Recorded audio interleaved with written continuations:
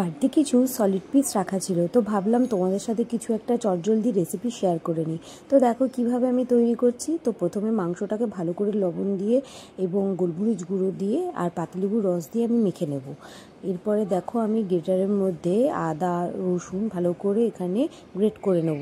তোমরা চাইলে কিন্তু এখানে পেস্ট করেও দিতে পারো, এটা খুব ইজি হয়ে যায়, তাই জন্য আমি এটা এইভাবে দিয়েছি। এরপরে দেখো আমি খানিকক্ষণের জন্য রেস্টে রেখে দেবো।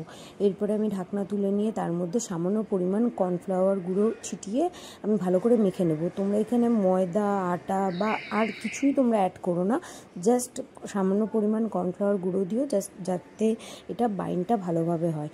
এরপরে দেখো আমি ভালো করে এটিকে ভেজে নেব এবং তোমরা নিজেরাই এটা দেখতে পাবে যে এটা কতটা পরিমাণে ক্রিস্পি হবে এবং খেতে সেমনি টেস্টি হবে। তো তোমরা এটা এইভাবে বানিয়ে বাড়িতে একবার দেখো। এরপরে দেখো আমি ভেজে নিয়ে ভালো করে তুলে নেব। এরপরে সেই তেলের মধ্যে আমি রসুন কুচি দিয়ে দেবো, এর মধ্যে পেঁয়াজ দিয়ে দেবো আর ক্যাপসিকাম দিয়ে দেবো।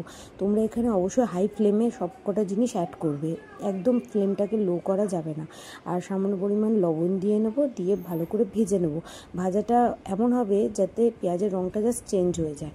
এরপরে একটা জায়গার মধ্যে আমি tomato sauce, chilli garlic sauce, soya sauce, green chilli sauce এগুলো একসাথে আমি দিয়ে ভালো করে গুলিয়ে নেব।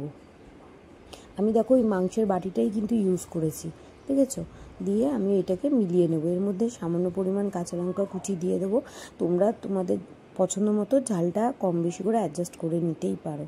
এরপরে আমি এখানে লাল লঙ্কার গুঁড়ো দিয়েছি, তোমরা চাইলে এখানে নাও দিতে পারো, আমি এখানে দিয়েছি। এরপরে চিকেনগুলোকে আমি ভালো করে এর মধ্যে কোট করে নেব।